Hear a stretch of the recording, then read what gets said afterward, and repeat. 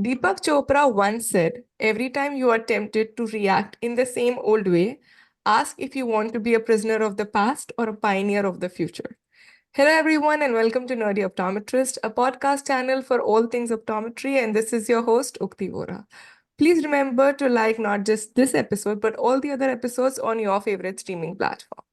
Diving back to the quote that I started off with, I have someone who is actually someone who is pioneered in the space which we're all pretty much scared about. Let me introduce a true nerd, Dr. Eric Rosenberg. He is a cornea and complex anterior segment surgeon at SightMD and an assistant professor of ophthalmology at New York Medical College, where he had completed his residency. He pursued his fellowship under the faculty at Weill Cornell and a Presbyterian Hospital in New York City. He is passionate about education in addition to the integration between technology, engineering, and medicine. We all struggle with one, he's got all three covered.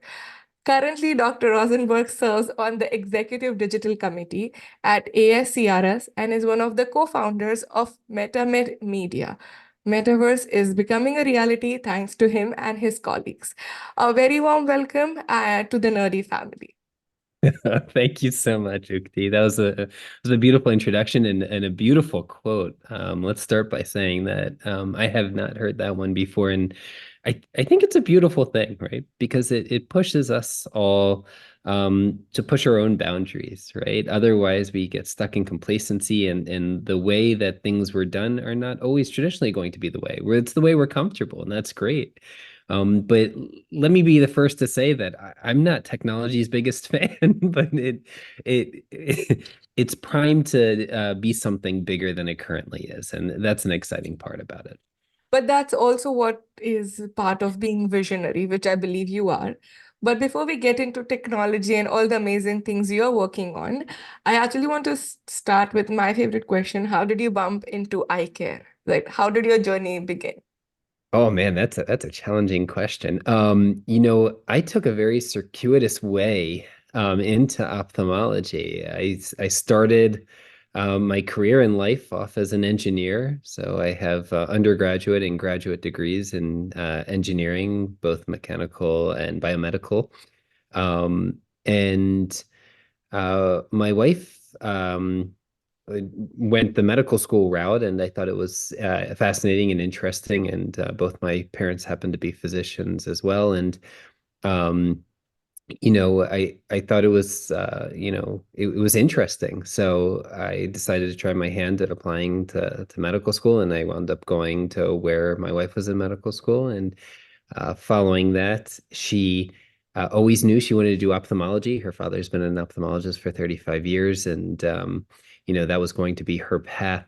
I always wanted it to be her path. So I looked elsewhere, and I found general surgery for a few years. I thought I really wanted to do general surgery, and it was 2 o'clock in the morning in somebody's intestines. And I thought, hey, I did well in medical school. What am I doing here? Um, it just wasn't a passion of mine. I only kid. It was not something I enjoyed reading. And then I started picking up her textbooks, and I thought how much more fascinating and intricate and wild the eye was. It really intertwined some of my passions, especially in neurology. My thesis for my graduate degree in engineering was on kinesin molecular biomotors. So I was always very interested in neurology in general. And then, long story short, I found ophthalmology, and I started reading her textbooks. I fell in love. I took a year off to, retool my application, and did so. Wound up in ophthalmology, and that's how I wound up in eye care. The best field that ever existed, I gotta say.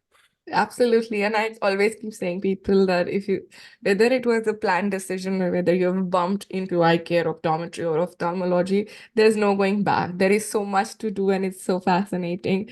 And I'm sure your journey kind of highlights the same.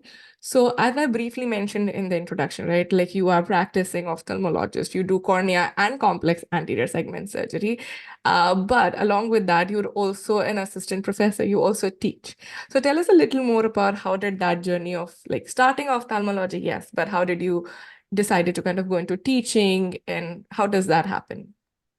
I think, us going down this road, no matter who you are in eye care, you know that there are teachers who brought you to where you were. And that's an exciting feature, bringing up the next generation to be better than who you were.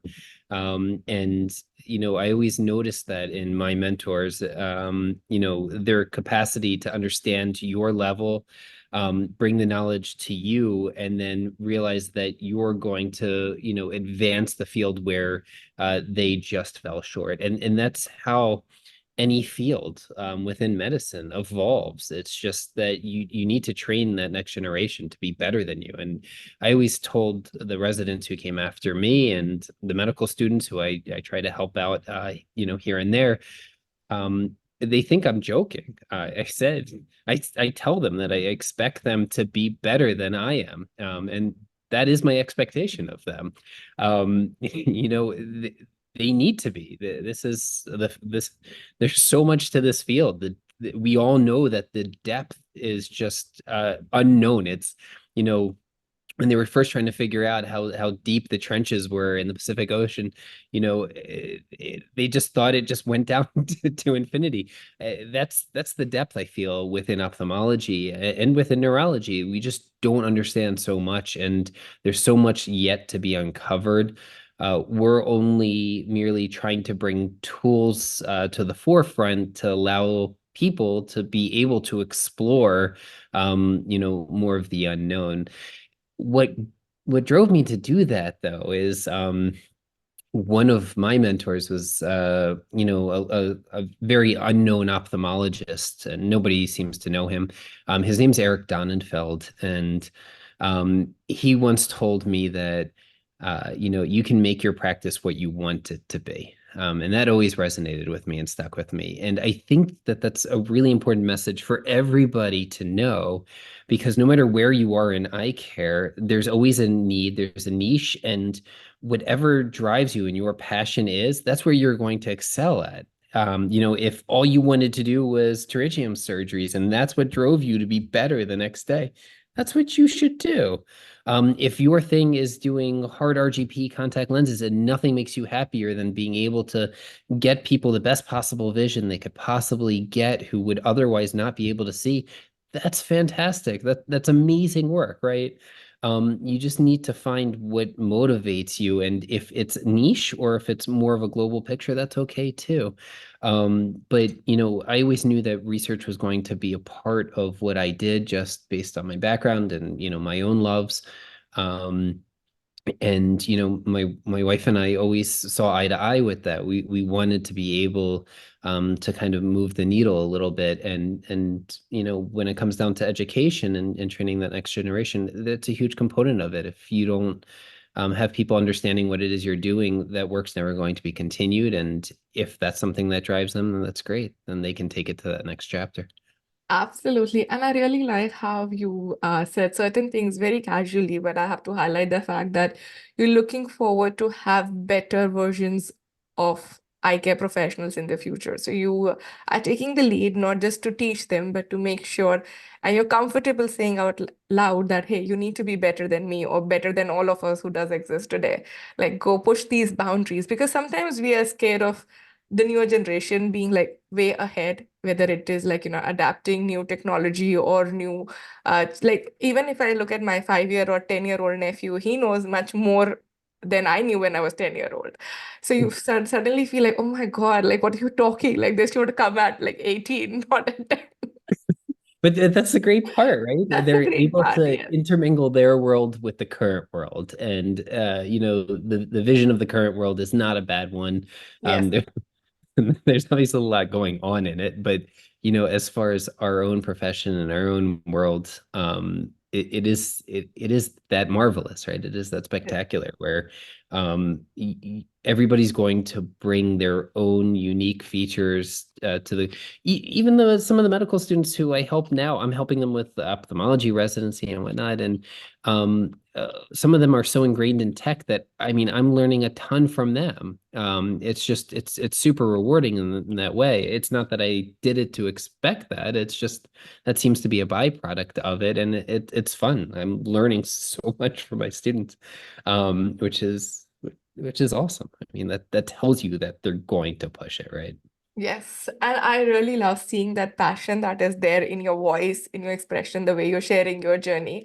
And I can resonate the fact that even when I started podcasting, right, I was trying to just ask questions, but the amount of things I learned from each and every one is fascinating. Like I didn't sign up for it, but it just happened. It's the byproduct. And that's the most fun part about like learning from people's experiences, their journeys, and understanding what amazing things they are bringing in this industry.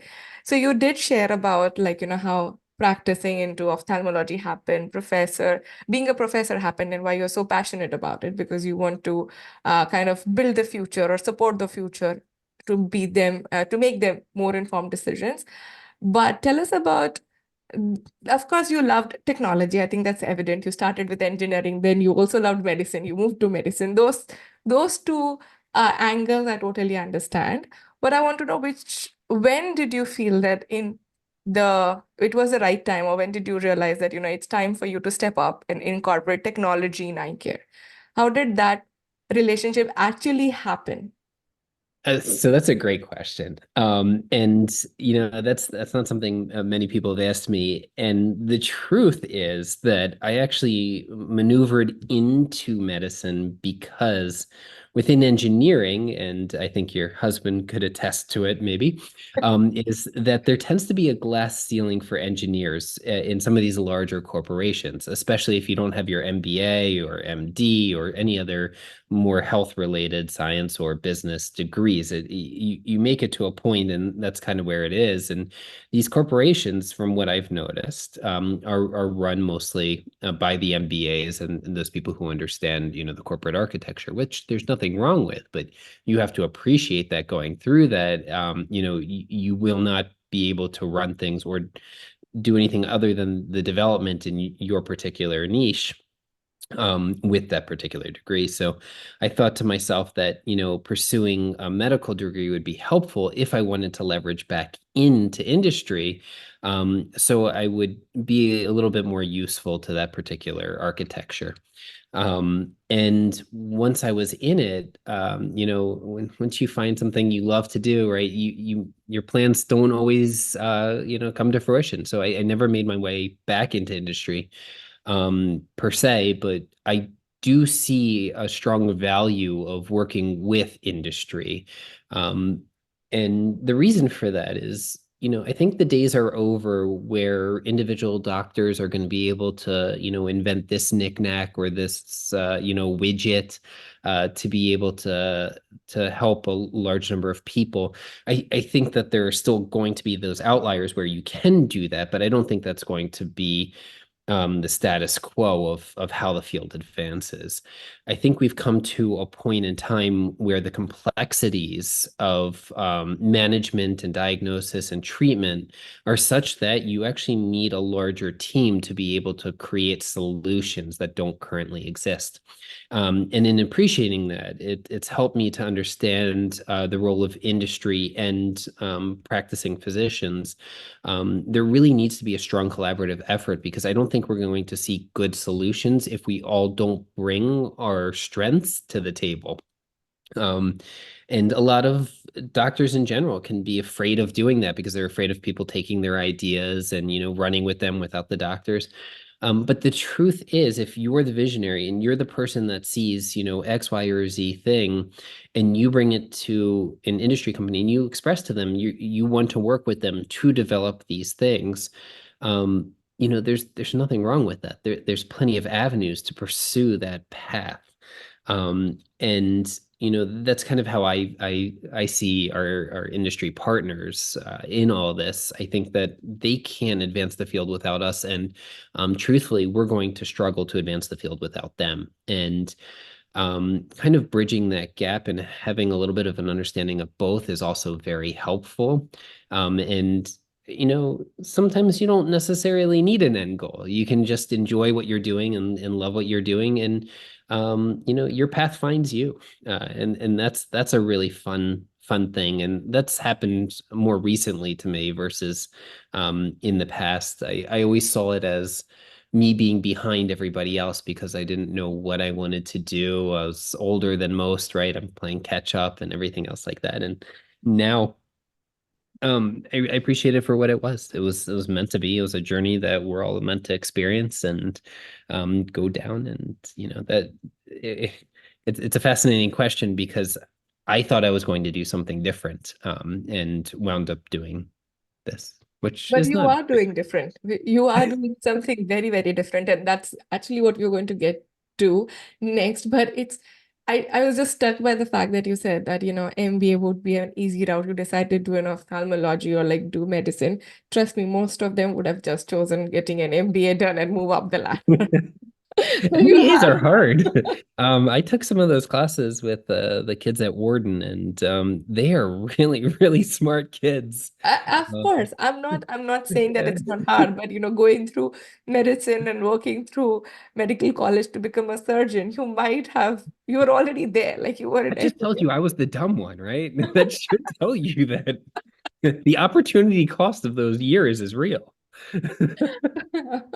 Well, then you actually have a better shortcut, the workaround, which allows you to be where you would have probably been there. And I'm really glad that you brought up a very good point that one thing that I really like about people like yourself who are innovators and inventors, the fact that these industries that we're talking about are going to invent because they have the best technical mind.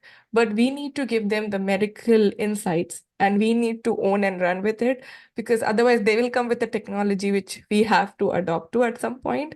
But here we can actually lead the way and bring in our medical insights to it. So which is taking control than just being a follower. And that's fantastic for people like yourself who have been doing this in our industry. Oh, thank you. And absolutely for anybody listening to this as well, it doesn't only come from, deciding, which particular program or back end to use or what front end.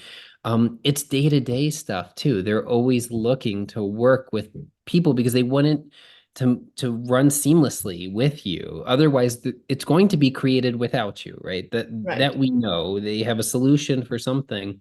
EHR is the best example of it. Pretty much the government said, here's, $60 billion, go. And what did most people do? Well, when they developed it, they created a one-to-one carbon copy of what they were doing on paper to what they need to do on the computer. And that's not the best use of technology. Technology has never evolved things by carbon copying what it was in the past, right?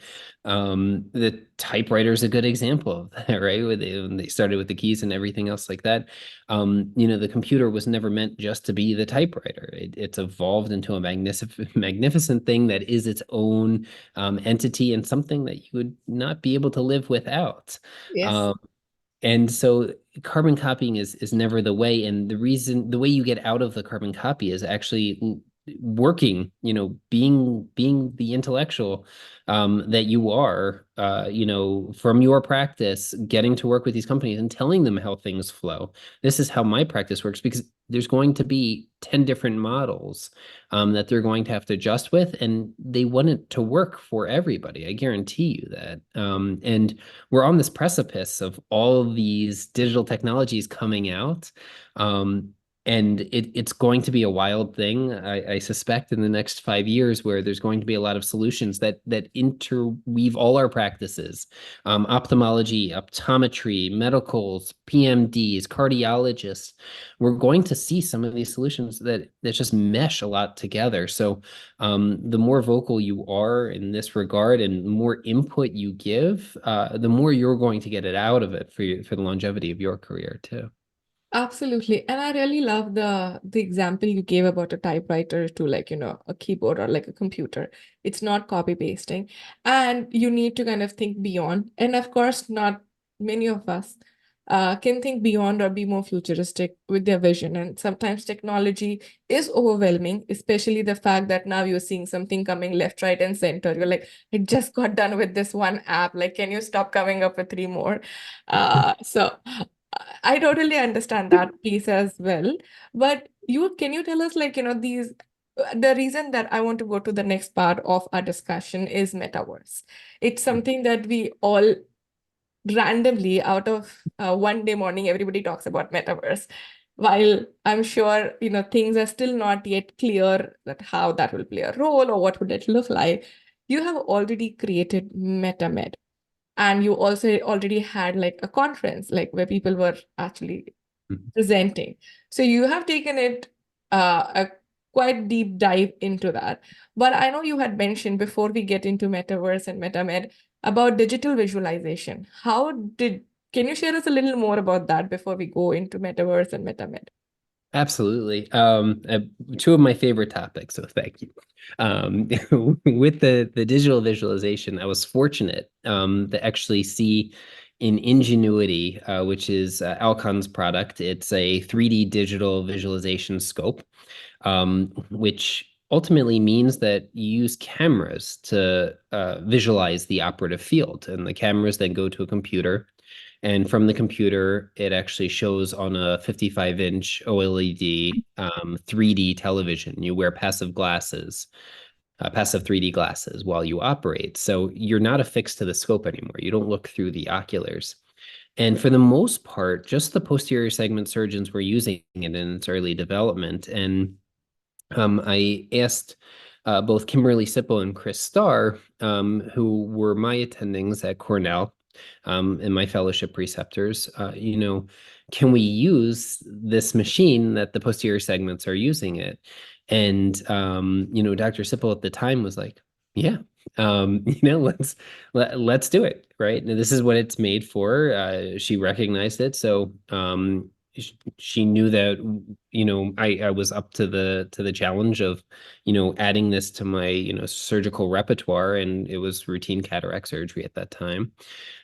So we put it on one of the scopes and we did cataract surgery with it. And outside of Rob Weinstock and a few others, not many people were using it for anterior segment. And when I saw it sitting there in the corner before using it, I realized that this was the missing link to the entire ecosystem of digitization within my field and anterior segment, but also within posterior segment as well. We have a digital footprint everywhere. When we sign people into the EHRs, our OCT machines, our DICOM servers, autorefractors, now there's digital phoropters and digital consultations. The only place that there wasn't a digital footprint was in the operating room. And this was the missing link because now you have a fully integratable, fully interwoven system that will be able to appreciate information both preoperatively and postoperatively and relate it to the intraoperative situation. And we go into ophthalmology mostly from the surgical element of it, but there are plenty of people who love the medical diagnostic, but the medical diagnostic part of ophthalmology, and that's a great thing to do too. But from where I was entering in, I really like the surgical element of it. And I realized that there's still a lot of art in medicine and surgery. And now we have a system that goes full patient journey, and we can start making our lives easier with some of the information that's coming from the OR, and now works within the system. Just like when we take the OCTs, just like when we take, the fundus photos, or the RNFLs, right? We made it so it was easy. It was on the EHR. It's not the most easy system. I personally miss paper and pencil because we still haven't optimized EHRs yet. But even with that said, it brings it to one home in one place. And now you're going to be able to overlay more advanced systems like machine learning, AI, on top of this data to not only go through the patient journey, but help you. We're developing AI-backed IOL algorithms now. So if you have a digital scope and we have preoperative biometry and we have Argos intraoperative aberrometry and biometry, we're probably going to come to a point in the very near future where we're not picking out intraocular lenses before surgery, but rather intraoperatively, right?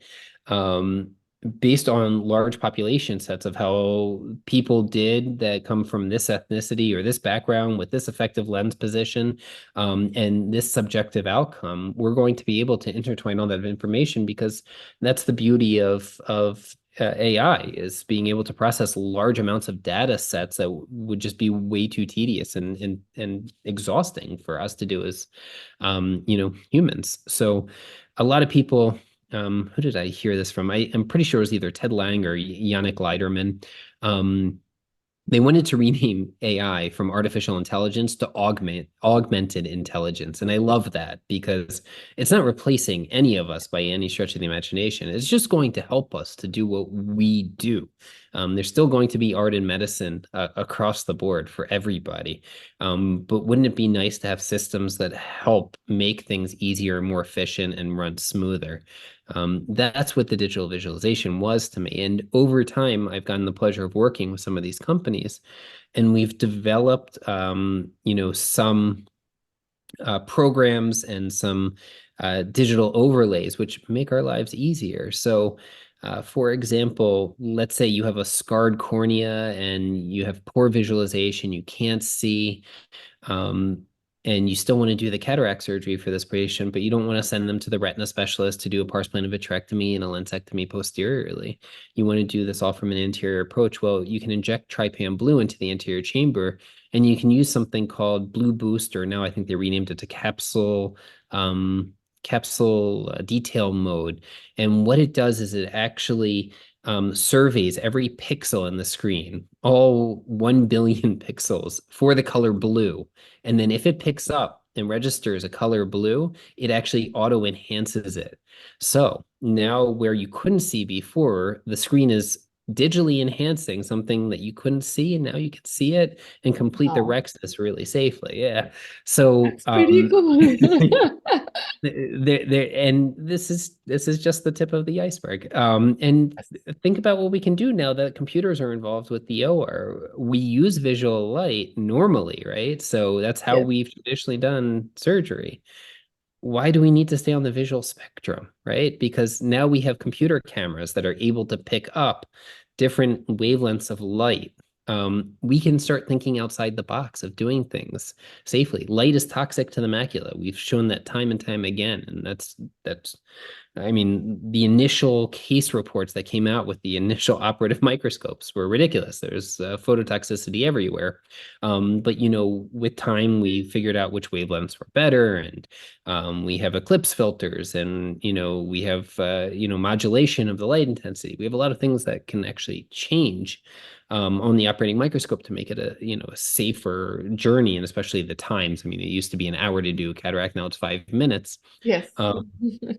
But we don't need to stay on that realm. So that's the fun, right? And these digital systems are only going to enhance it, especially if they take our input. So, whatever it is, if it's in the OR, if it's in clinic, even if it's on your way home and it has to do with a chart, right? That's something. And, passing off that information, to a contact of yours of a system that you use is only going to be beneficial because it's going to make your life easier and make everybody's life easier going forward. Absolutely. I cannot agree more. And I love the facts you've shared with us because there were a few things which even I wasn't aware about it. So I'm glad that, you did bring up those examples and I love the fact that you mentioned that it is not artificial intelligence trying to replace us, but augmented intelligence, which is going to assist us. So let's keep it as your intelligent partner to help you grow in the career. And I really love the fact that we need to start thinking outside the box or rather just replace the box in the first case. But I know that we talked about digital visualization and you shared a lot about it, but you did take the next step of developing MetaMed. And you actually also went over doing a conference around it where you were trying to teach. And, I actually saw a short video on your website. I'll be dropping the link of the website in the description. So do check it out. It's super cool. I don't want to kind of share everything. I'll let you talk No, about no, the process. take it away. I love No, it. tell me about the whole process from Did you have any other name to begin with? Sorry. I am always curious to know about stories behind names. Did you have any other name other than MetaMed? Or was that something that was No, there? we were so Steve Houston, who's my partner in MetaMed, and I were brainstorming it when we first created it, and we didn't really come up with anything better. So I don't know that it's particularly amazing. It's just that we couldn't find anything better than MetaMed, and we did go through a whole host of strange names, but it was on the initiation of Meta forming, when Mark Zuckerberg changed it from Facebook to Meta. And then he started coming out, in favor and supporting metaverse-backed applications, seeing that as the future. Um, which we happen to actually think he's right about. It's just that it wasn't as financially beneficial to him as he initially thought, or his investors. So sorry if there's any Facebook investors in here. Um, But what really reinvigorated him too was Apple's announcement of getting into the metaverse as well, and these VR headsets. Yeah. Um, Before it was just very niche, but Apple coming to the scene really tells people that this is going to be a mainstream product. Just like everything else that they've brought to market, this is going to be, not something you can't live without, but uh, you know, maybe something you can't live without. We'll see. Yeah. But yeah, that was the origin of the name. And you know what? I'm probably going to give Steve credit for it. I bet you he came up with it. I can't remember, but it seems like something in his wheelhouse. All right. So now tell us about this MetaMed verse. I would like to add the verse behind it. Just to kind of tell me how did that journey happen? How did everybody's experience was? Tell us a little more about what that platform is all about. I would like you to share about it, like the entire purpose of that platform or the media. Oh man, so it was maybe October, and maybe a little bit earlier, September of, I'm gonna say 21. It might have been even earlier than that. Where I got the headset, the Oculus 2 or the Oculus, I forgot what it was at the time, and I was curious just because I like playing around with new toys and new developments. I wanted to see what it was capable of, and I was really shocked with how far it had come. And I think one of the pitfalls that Meta had with the wide scale adoption was people understanding what it can do differently than, let's say, WebEx or Zoom or anything else to bring people together, to have discussions, and who it is that they're targeting. They went very broad scale. They painted with a broad brush stroke over everything and said this is for everyone. And I don't think it was at the time. I do think, however, it is something special for doctors in general. I think it's really important. And at the same time was when I was playing with the digital visualization systems.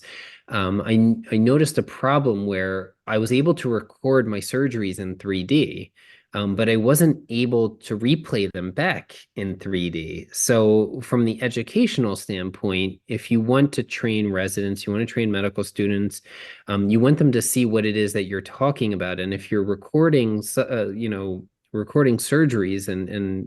and content in 3D, there should be a mechanism for you to play it back to them in 3D so they can appreciate the depth. Um, Eye care in general is all 3D. Yeah. It's 100% 3D. It doesn't matter what you're in eye care. It is physics through and through. And When you start to get into the surgical elements of it, just the same. It's all about planes and tack angles and fulcrums, how you're pivoting your instruments and moving around. So all that really came into play when I wanted to convey, what it is that I'm talking about to somebody else. And um, I learned that we can kind of build a system where you can actually play back 3D content within a metaverse application. So I was like, okay, well, this is interesting. So I started playing around and I figured out something that was like roughly good enough to work.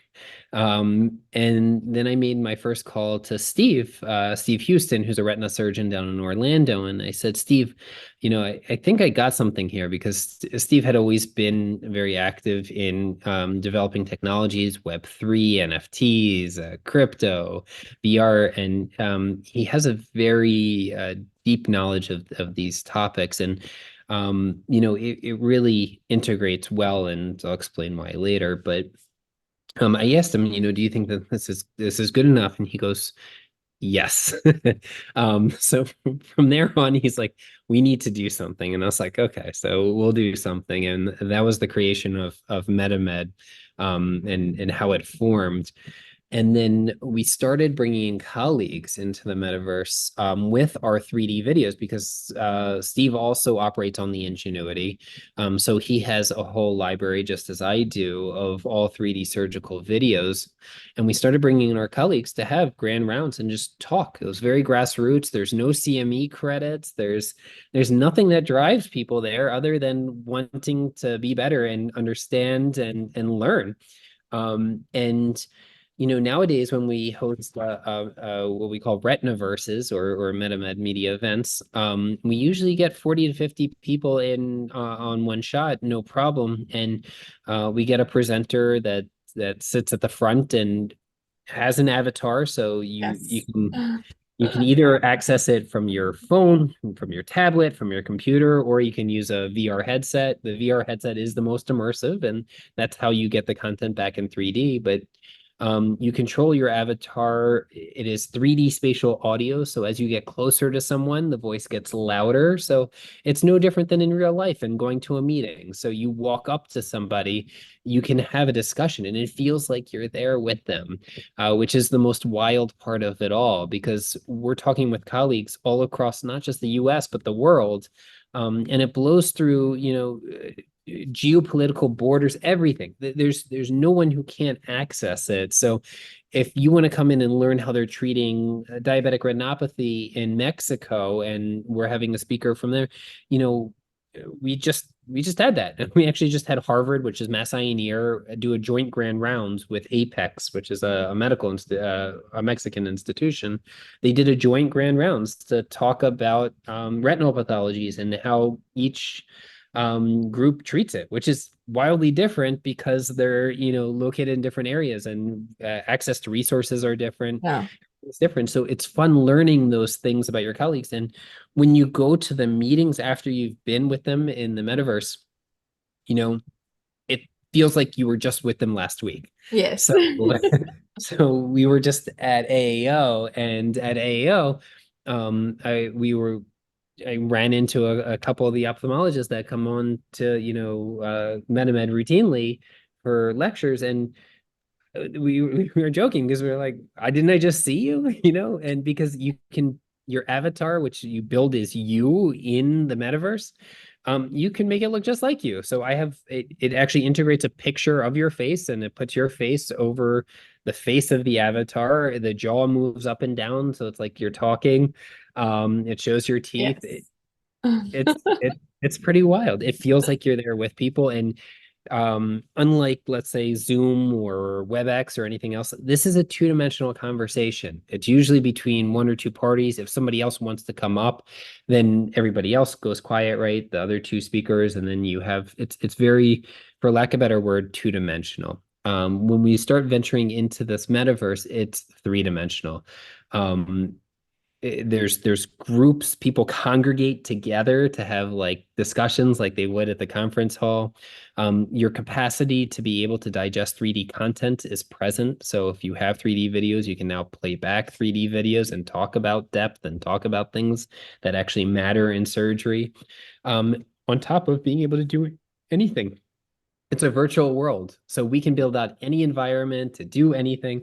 The most recent one we just built out is an eyeball theater. So we created a giant eyeball, and you actually teleport into the eyeball, and it has stadium seatings in it. You can actually see the zonules and the ciliary body and the processes.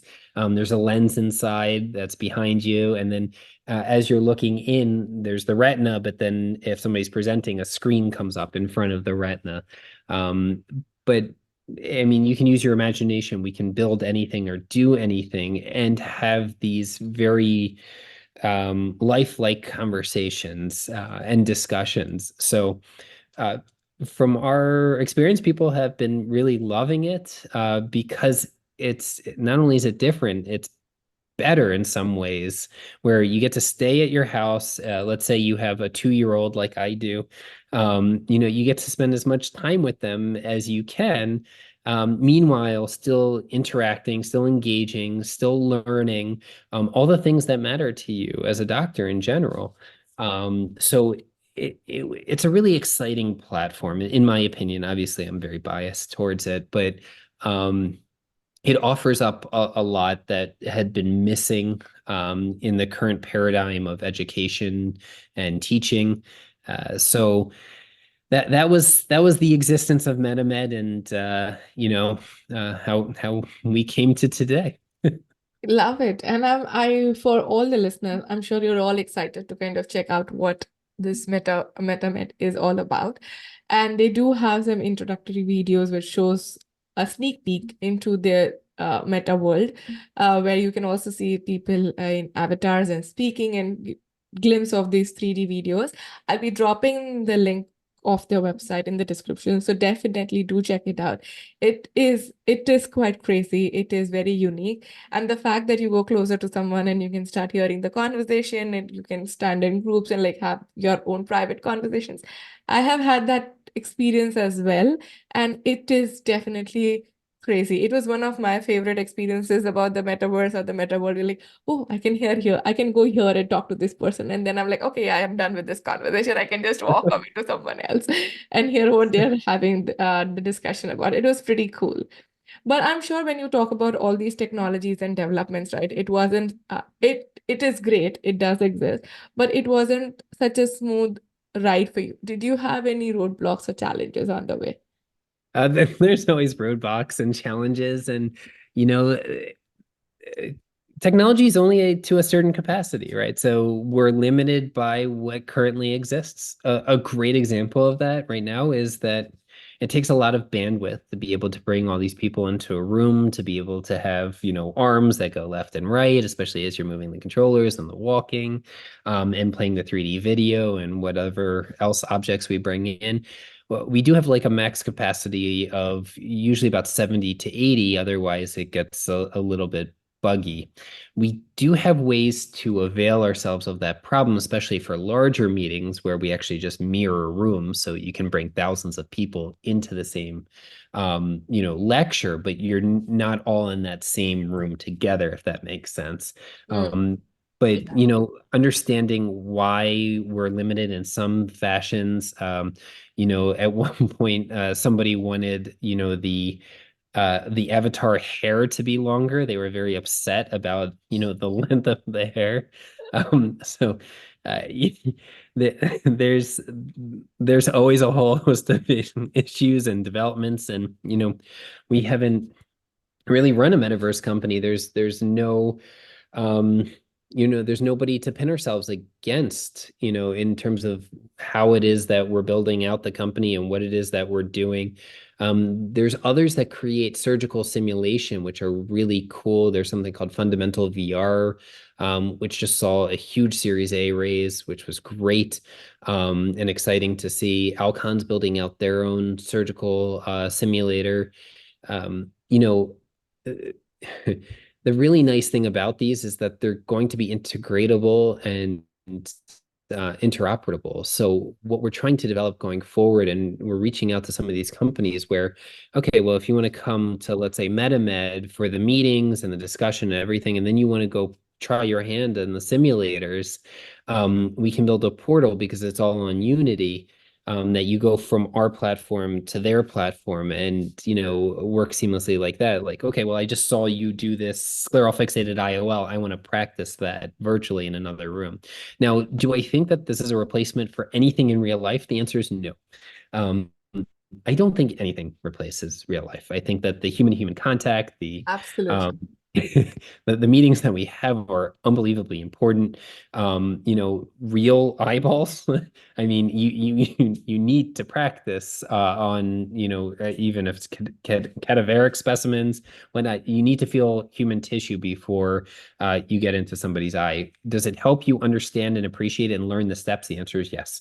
And we know that definitively. There's been a bunch of studies looking at how VR is training surgeons across the board, not just ophthalmology, be able to retain the knowledge for the steps that are needed to be done at the time of surgery. And it is unequivocally better. The retention is higher in people who use the VR surgical simulators. There's no question about that.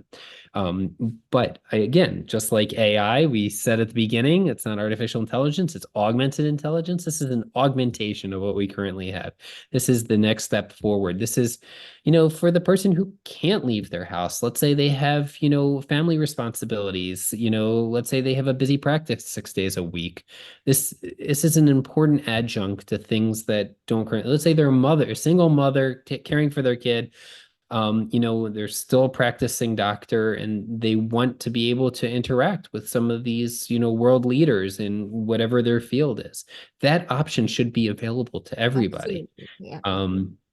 So it's really nice to be able to have that and not just be on this, 2D WebEx, like, oh, that's a cool video, but I still don't really understand it. Or I can't talk to the person because they're giving a WebEx meeting to 1,000 other people who are in the audience. And maybe I'm too afraid to raise my hand. That doesn't, for a fact, it doesn't exist in the metaverse. You go up and you talk to whoever you want to talk to, and you Yes. watch what you want to watch, and you move around just like you would in a real conference. Absolutely. And I totally understand. I actually recently went to one of the VR 3D experiences.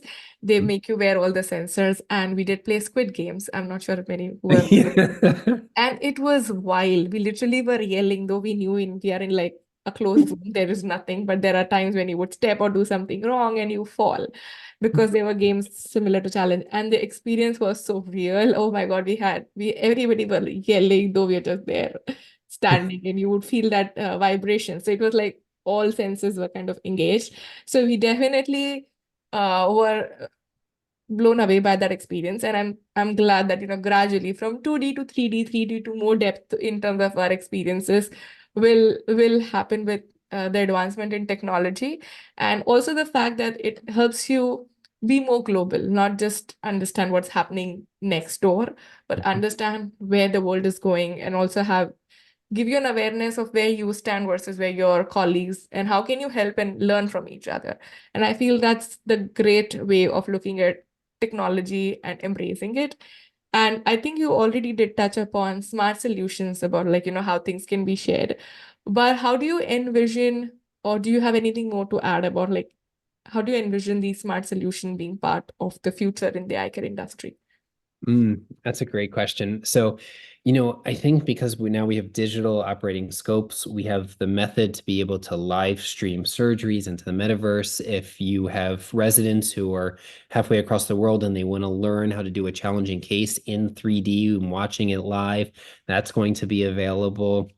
And we'll be able to have libraries of digital 3D content. Let's say that we held a meeting at MetaMed and we brought in, Eric Donenfeld of the world to be able to give a lecture on, you know, I don't know, IOLs or something else, and you missed it, right? You couldn't make it, your life was too busy. Well, we're organizing something right now where we've built out a library and you can actually just access the content on demand. And not only can you access it on demand, interestingly, you can 3D volumetrically record events. And what that means is that we can record everybody as they exist in the theater, moving around as they move around, all the audio, all the all the content that's on the screens and everything else like that. So if somebody does want to come back in at a later date, they feel like they were there at that meeting. Because everybody who's there has already asked the questions, to the presenter's answered, and the 3D audio still exists for that particular region. So you can feel like you were present for that meeting that you missed and the content. So, it really democratizes a lot of information, which is kind of exciting. And at MetaMed, obviously, it's run by two physicians. Um, so, you know, we make sure that there's no barriers to access for doctors in general or medical students or any student or anything. So if you want to come in, you just come in. We post our events on our online bulletin. Usually we do it every other Sunday night for the Retinaverse rounds. Everybody's welcome. We share the room code. The only thing is, I think we ask you to register just so it makes it easier for us to send out the emails as to what the room code is to get into it. You download an application called Engage either on your iPad or your computer or your VR headset, and you're in. So again, we want the least amount of barriers to entry to people, getting knowledge. We work with our industry partners to help us to be able to do this, and they see the utility in us learning and being better doctors in general. So we're happy to host not just ophthalmology. We started getting into podiatry and orthopedic surgery. We're happy to get into optometry. We're happy to get into anything. If you want to host something, just let us know. Tell us, what the purpose is and what your goals are, and we're happy to facilitate, obviously. That is wonderful. I'm so excited to kind of listen to all these things. And I really like the goal that you have is to help students help the healthcare industry and all the individuals who can benefit from it. So I like the fact that, it is not limited or restricted to one particular community or industry. It's for one, it's for all. But I know we did talk a lot about technology, about medicine. We did, but I think it's time for us to go to my game segment so we can know you a little better. So I will have, it's a simple game called This or That. I'll give you two options. You have to pick which is your favorite option, just so that we know you a little better. Uh, Okay. all right. Are you ready for it? No, but let's do it anyway. It's a simple game. All right. Are you a dog person or a cat person? A dog person for sure. All right. Phone call or text? Ooh, that's a hard one. I like both. Can I like both? No, Is you that have to pick you have one. you have to pick one. Okay. Maybe text. It's faster and you can multitask. Okay. Glasses or contact lenses? Oh, I'm an emmetrope. If you had to pick, what is your preference? If I had to pick, I'd probably like glasses. Glasses. All right. Online shopping or shopping in store? Oh, online shopping for sure. Online shopping. Absolutely. And Peapod deliveries and anything that means I don't have to go do something. Yeah, Uh, that's an all easy one. right. Cake or ice cream? Oh, ice cream. Okay. Oceans or mountains?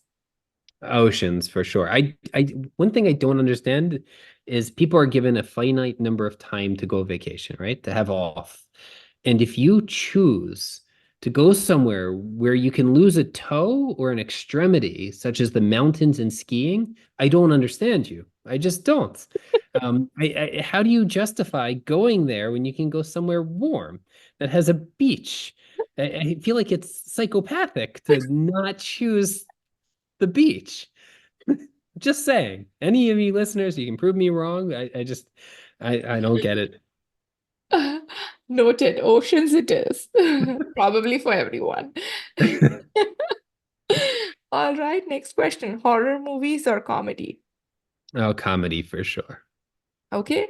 Do you like watching a movie during your downtime or reading? Um, Both, but reading probably more. All right, and that was it. You did wonderful in your this or that game. We definitely know a little more about you and what your preferences or what you like. Uh, with that, do you have any final takeaway message for all my listeners? No, other than listen to more of these podcasts. You're an awesome host, Upti, and it's really been a privilege to be on your podcast here. And I look forward to listening to a lot more too. And my car rides are long, and hopefully this was valuable to somebody. And please feel free to contact me if you ever need anything. Absolutely. I would definitely like to add, he's one of the kindest person I have met and interacted. I just reached out to him, and here he is spending an hour talking and sharing all his insights. So definitely do reach out to him. And I love the fact that he's always open to conversations and like sharing more insights. So if you have any crazy ideas that you want to conceptualize, if you want to learn more about MetaMed or any technology where I'm sure he can assist and understand because he has that geeky, nerdy engineering mind, do reach out to him. That's But why I'm on this show, the Nerdy uh, Optometrist. I keep saying this that I have stolen the name, but I do talk to all the nerds out there. So I just take the name just because I'm not as nerdy as my guests. I don't know. I think you're up there with us. I'll Sorry to tell you. I'll take that. But with that, thank you so much once again, Doctor, for your time. And I really, really appreciate you sharing all the insights. Good luck with all the amazing thing coming at MetaMed. And thank you so much. No, thank you, Upti. It's a pleasure, as always.